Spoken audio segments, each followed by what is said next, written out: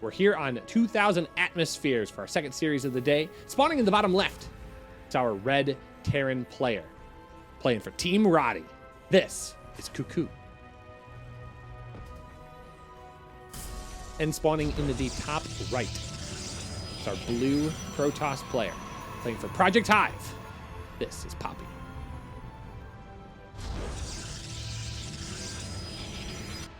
And it's the 4-letter usernames. PAPI and CuKu. Oh.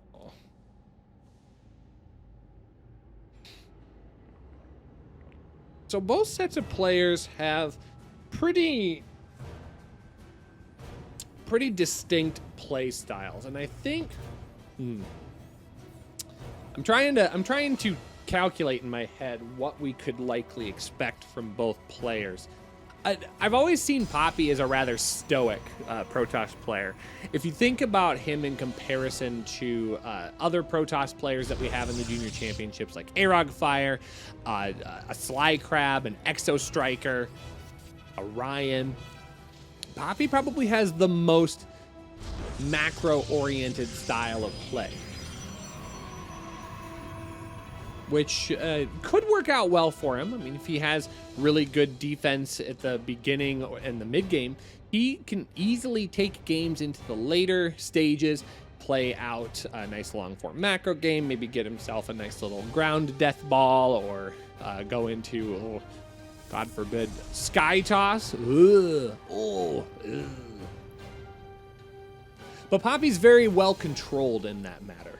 CuKu is certainly not without his ability to play macro as well, but I'd say CuKu has probably a more metered mid-game timing. I mean, we can see right now he is going to go for the second barracks and try a bit of a timing attack here in this first game of the day between these two.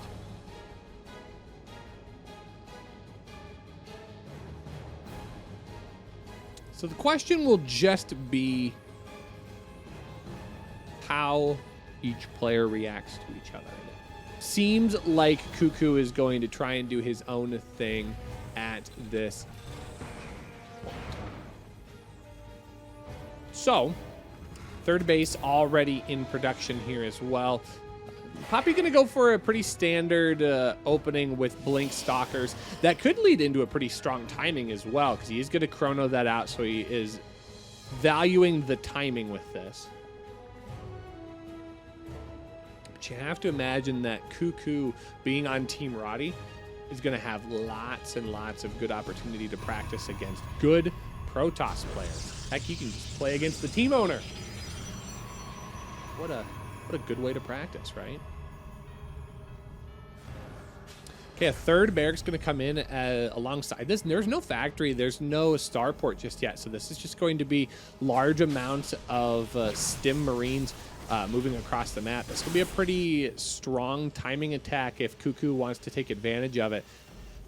And there's going to be +1 behind it as well. Ooh. Got to feel pretty confident about that. And PAPI, I don't think, is reading this quite correctly here. He is going to go into a very fast third base. CuKu's going to spot this and should be able to make the most out of that scout. Should reinforce his decision to keep popping out those Marines. They're going to come out 4 at a time.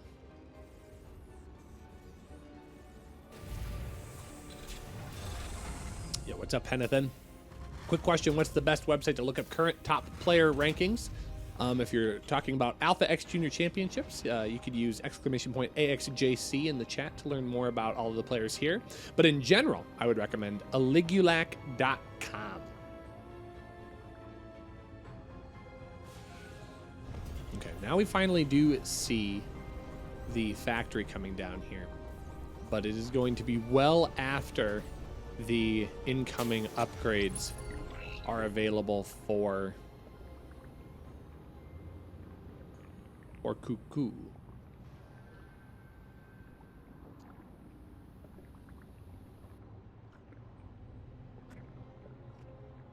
I actually kind of like this position here. PAPI does have an observer ready to go.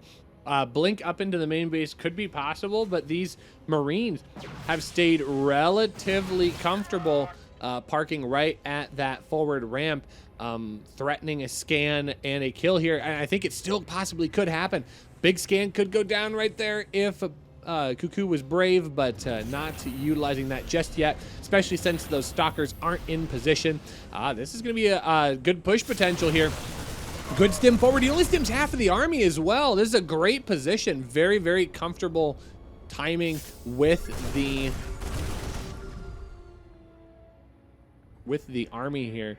And that's going to give a lot of extension here, as half of the army is going to stay in green to yellow. Now the whole army is going to get stemmed, and it will chase down these stalkers, but a few of them will just blink away. Does end up losing one. I think he trades, what, 5 Marines here for a couple of stalkers, so it's a bit of a wash, mineral-wise.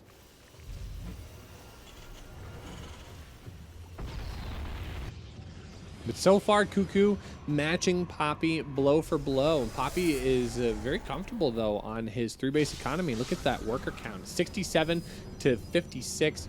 The graph shows an advantage to PAPI, but it's not by a whole lot here. Only sitting around a 600-point advantage, which isn't outlandish.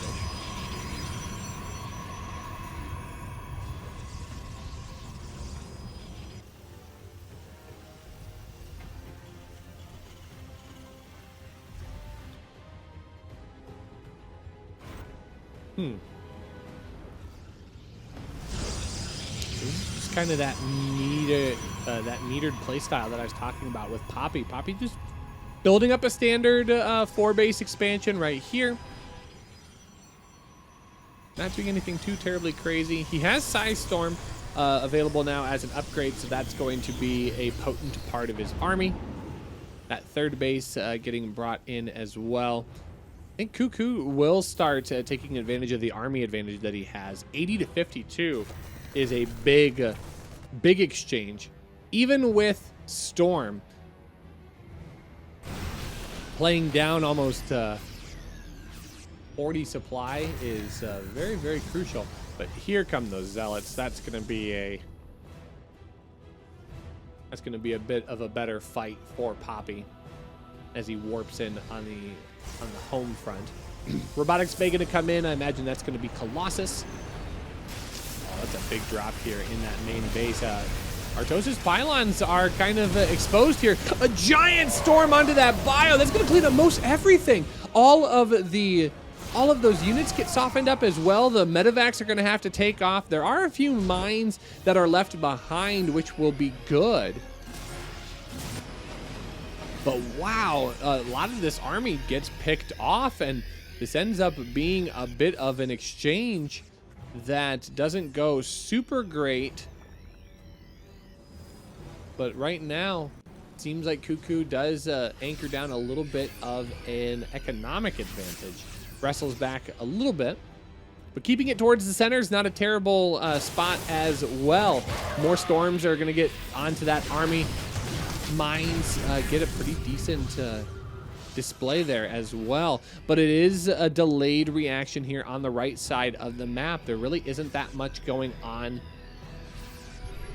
in terms of counter pressure. So 4th base though is going to be ready to rock and roll here soon. Mines are still available on top of the 3rd base, but here comes the follow-up force. Is there enough energy for storms? No, there's not. I mean, those almost just need to get merged into an Archon, but that is not even going to happen here.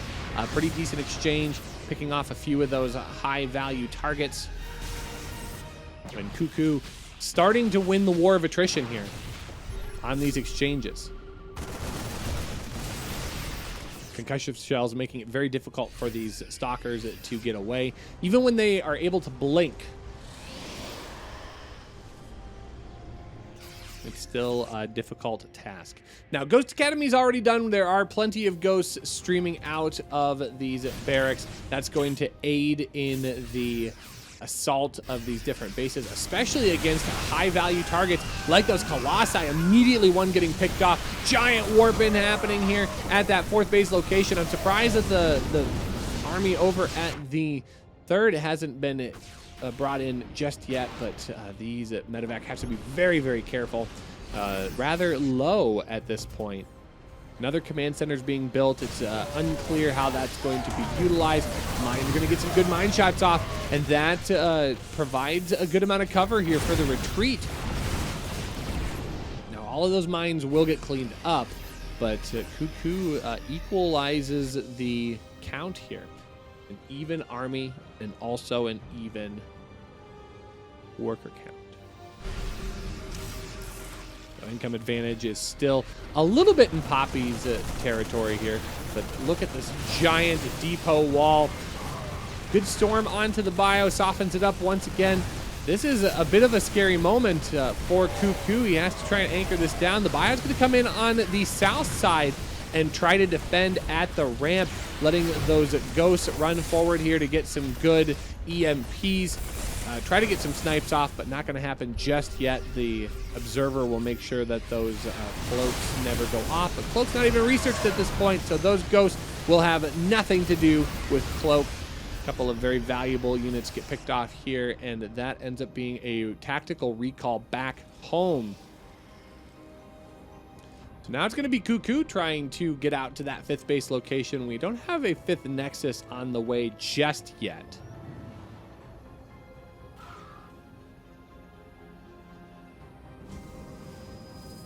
So far, so good. Or just back and forth between these two players. Now we finally see PAPI going out to that 5th base. But CuKu is going to be just a step ahead. Already has that in production as the planetary fortress starts securing that location. But it's just continued bio additions. We have some liberators being added into the mix as well, which will be helpful against those archons and those high-value targets like the disruptor and the colossus. PAPI pushes on the left while CuKu tries to advance on the right. 3 mines. Oh. A little slow on the blink micro there. That one was actually a little bit too fast.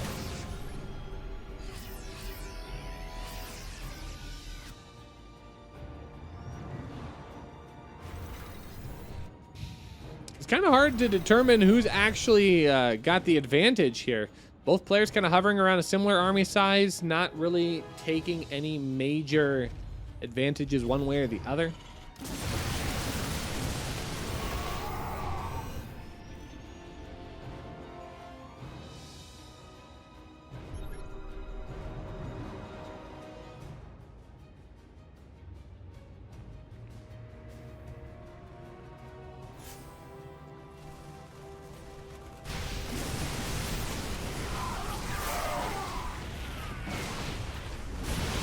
This ends up being a decent engagement over on the left-hand side of the map. What does CuKu have to really stop this from pushing forward? Isn't that much here. Vikings are going to be able to get aggressive onto those Colossus, but oh my gosh, the Colossus are just kind of caught out of position here.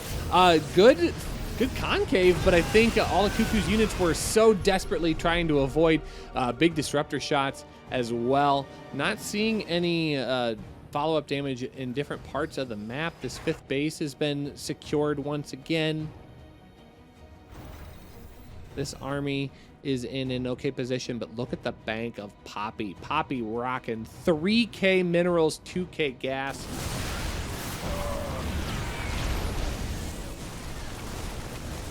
Run by down at the planetary fortress here will be unsuccessful. But now we see the transition into the late game here as the Dark Shrine is brought out.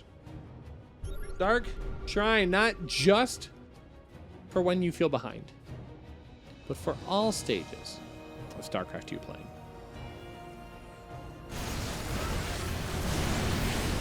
Another situation here where CuKu really doesn't take that great of an engagement. He kind of tosses away a good chunk of his army here. allowing PAPI to get a decent engagement. Nice little concave will make this difficult to try and defend against, as a large portion of this army is just going to push on forward. The command center is exposed, but the choosing not to attack it at this point. Bit of a surprising turn of events. Figured he was probably just going to tap that down, but look at the amount of DTs. Oh, the pull onto the planetary is crucial in keeping that alive, but the DTs are in giant supply. They will cancel that base in its entirety.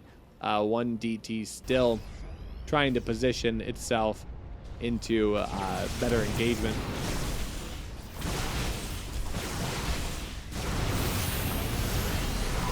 It feels like CuKu is kind of playing with his back against the wall right now, not taking the world's greatest engagement. Liberators are being helpful, especially with the advanced ballistics. Fortunately for CuKu, he does have the bottom right seemingly corralled, not allowing those DTs to pop that planetary, at least not for free.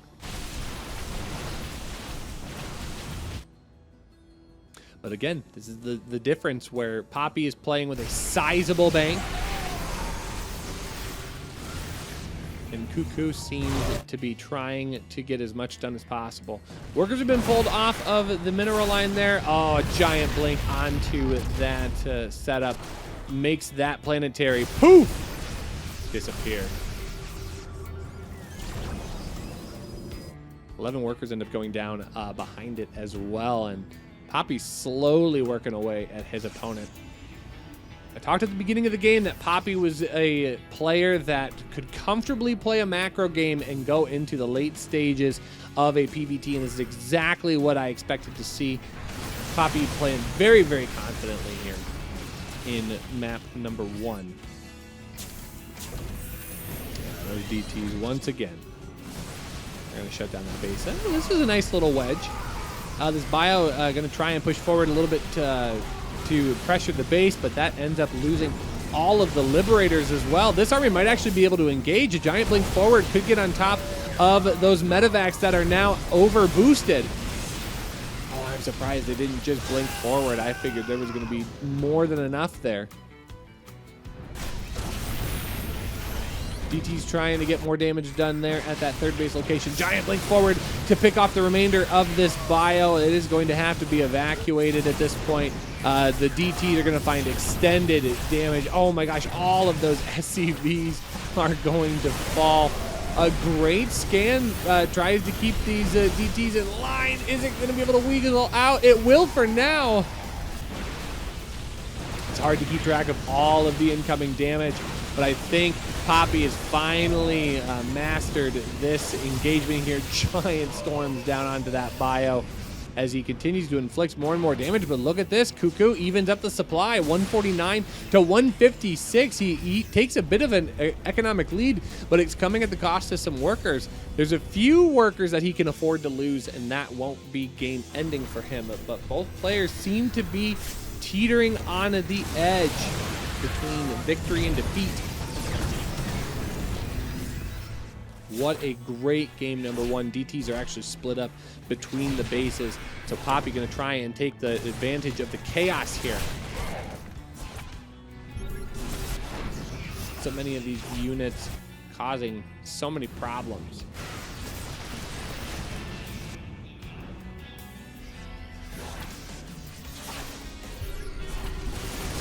CuKu doing his best to find all of these DTs. Has he gotten all of them? He's gotten a fair number of them, but still plenty left to go. Another planetary fortress falls here.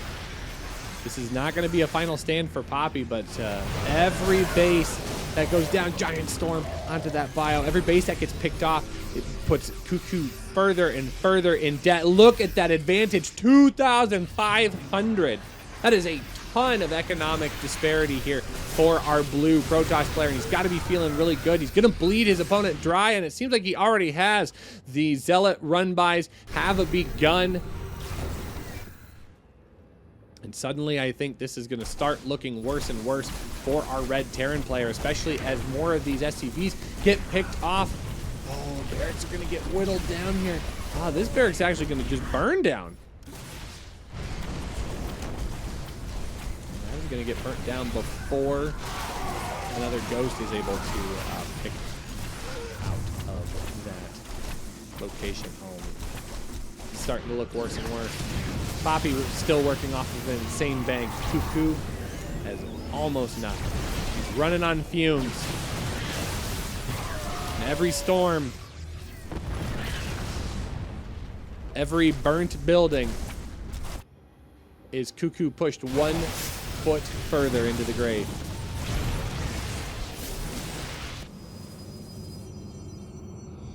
I don't know if there is a path to success here for CuKu or not. Once CuKu drops below 100 supply, it's going to become insanely difficult for him to try and stay in this game. DTs are valuable. Need to find more damage.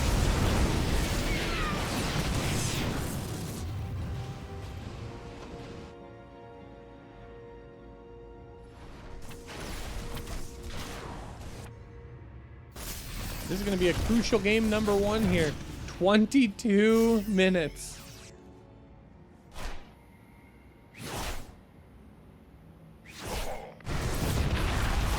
Another base goes down. I think it is all over. PAPI with a 22-minute slugfest takes game number 1 over top of his red Terran opponent. Well played by both players. So I would say, from your perspective, that it is advantageous for you if these games don't get insanely long, because otherwise you're getting replay casts. Ha ha ha ha. So either way, I'm gonna get my coin. Matter whether or not you get yours.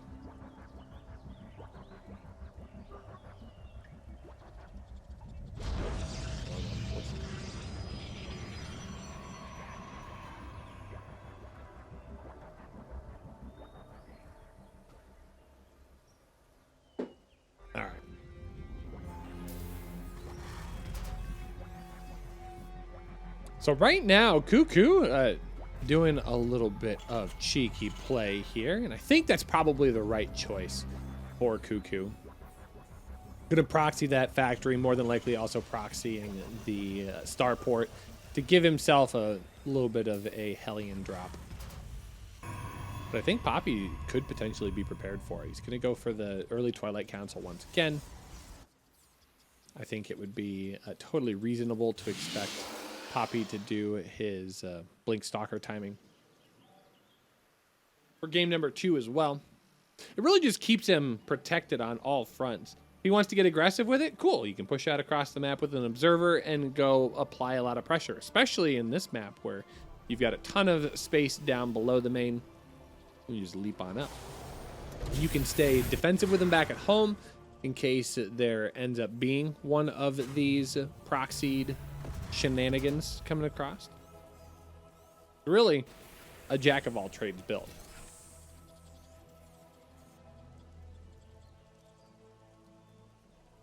But to CuKu's credit, he's going to make it look good. He's going to try and make it look like this this aggressive bio timing. And honestly, to his credit, there's still going to be a decent amount. It's going to be tank. Tank, tank, tank. Tankety tank. Okay. I like it. I like it. I like it. So, I think this is actually the ultimate bait and switch. You're showing the kind of build that you played in game number 1 and then laid way back on it. And now you're going to have double tank with Marines pushing across. Ooh. Okay. The timing's going to hit different, and so will the impact. Is PAPI going to scout this, though? No. He's not in time.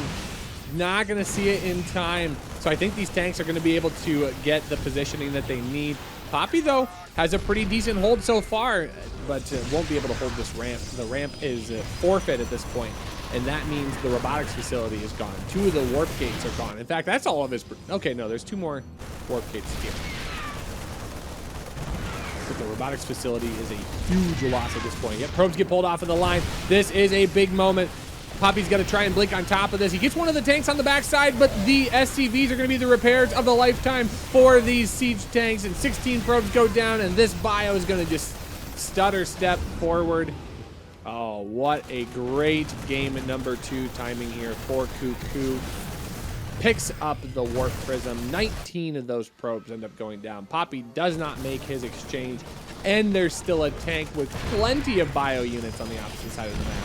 This is a game number 2 win for CuKu. I do not see a scenario where PAPI is able to clean this up. There just isn't. There's no DTs. There's no aggression on the opposite side of the map. Here are the 4 stalkers that are remaining in this main base fight. And there's a couple of units here to aid against the reinforcements. But again, losing this Nexus is like it's unacceptable. He's gonna try and go for it. Is he gonna get it? Oh, he will. Yeah, I think that's a good sacrifice. Now CuKu, he's 1 hold away. He sees that there's no third. He just needs to hold back at home. This army has to win. Okay, what's there though? 2 tanks, 8 Marines. Is there any high ground vision available? No, not with waiting. GG is called. CuKu taking game number 2. We're gonna go to a rubber match number 3. Yeah, he not proxying the barracks, but instead proxying everything else. It's true. I think it's a good way to play. Leaves your opponents guessing, especially if they invest the resources to go scout. I think there is something to be said about scouting and getting the information you went to get, not the information you needed. So if you scout across the map, and in this case, like, oh, he comes up the ramp, and oh, okay, I see the barracks, I see the SCV that's gonna come challenge me for guts, glory, and everything else in the realm of victory. Like, cool. That would be satisfying and reinforce your biases that, oh, okay, I'm expecting a certain thing to be here, and that certain thing is here. I'm going to go back into my own setup. But that can be a little bit dangerous because then you might be a little lazy on the scout. Like, for example, I mean, there's no scout over here. What if there was additional barracks here that PAPI just wasn't aware of? I mean, he saw what he wanted to see, but did he see what he needed to see? Ooh, deep, deep. Ooh, deep, deep. Oh, wow, deep. Rushi, so deep. Thank you. Appreciate that. I'm drinking pure void. Yeah, it's very true. What's up, Byron?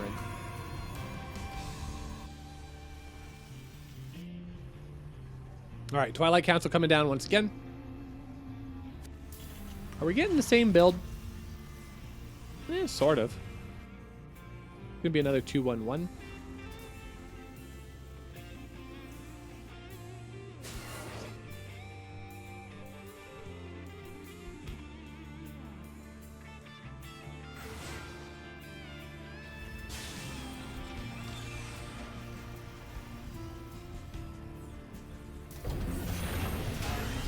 If there's going to be additional aggression, it hasn't showed itself just yet. Tech Lab's going to finish up on the factory, and that's just going to flip-flop. So, Stimpack, this back to game number 1? This is back to game number 1 for us.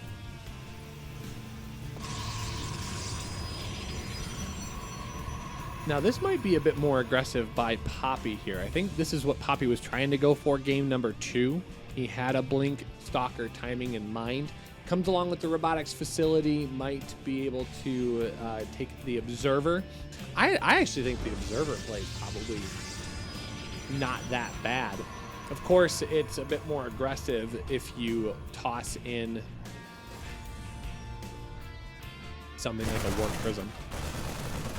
Nice little stutter step.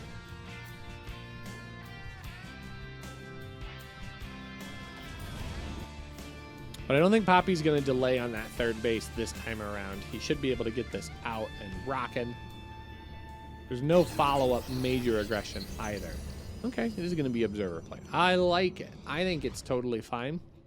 You get that advantage of having the high ground vision, and then those stalkers are just going to blink their way up. Just a little bloop up into the main base. And this map's got potential for that, especially since there are no tanks as of yet, and no tanks on the foreseeable future. But against a sizable amount of bio, a bit of a scary situation. Third base has been scouted. That Marine went on the all deluxe tour of Lightshade.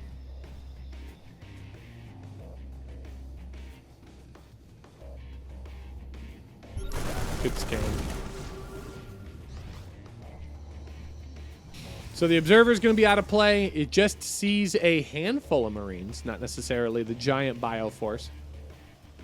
I think once these medevacs are able to finish up, that will be a good trigger timing for CuKu here.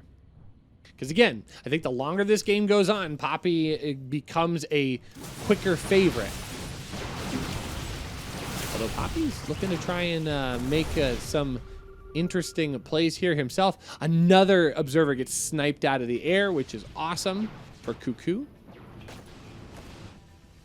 But is there enough here to shut down PAPI? PAPI's just going to stay in with his blink stalker and leave these workers all exposed. CuKu's going to try and get across the map. Is there enough really back at home to cause some problems? There is an immortal that's going to be finishing up very soon, but instead it's going to get depowered. Oh, CuKu is just going to charge across the map. He knows he's got a timing attack in his back pocket, and now there's a limited amount of reinforcements that's going to come in here, despite the fact that these units are very, very stimmed down. Is that an Artosis pylon? It is. Psystorm is going to get delayed as well. These units are very, very overstimmed, but there's just nothing to shut this down. These bio forces are going to be great against these blink stalkers. PAPI cannot stick around, and a little bit of healing here and there is going to make so much damage happen.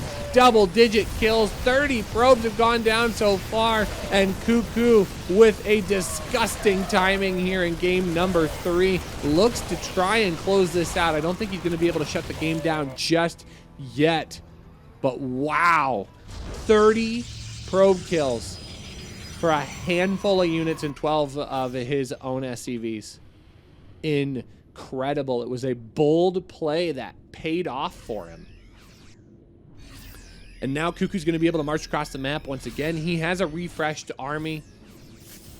He's not going to be able to be bulldozed over, especially against an opponent who doesn't have charge. Charge is still not done. Oh no! The pylon didn't catch that. That is a huge mistake. Unfortunately, PAPI is not going to have what he needs. Not having charge is going to possibly be a death sentence here, as these bio units will be able to engage on top of these forces. CuKu drags out a nail biter here in game number 3 and advances over PAPI 2-1 to play against his next opponent, Ghosty, in the winner's match. Well played.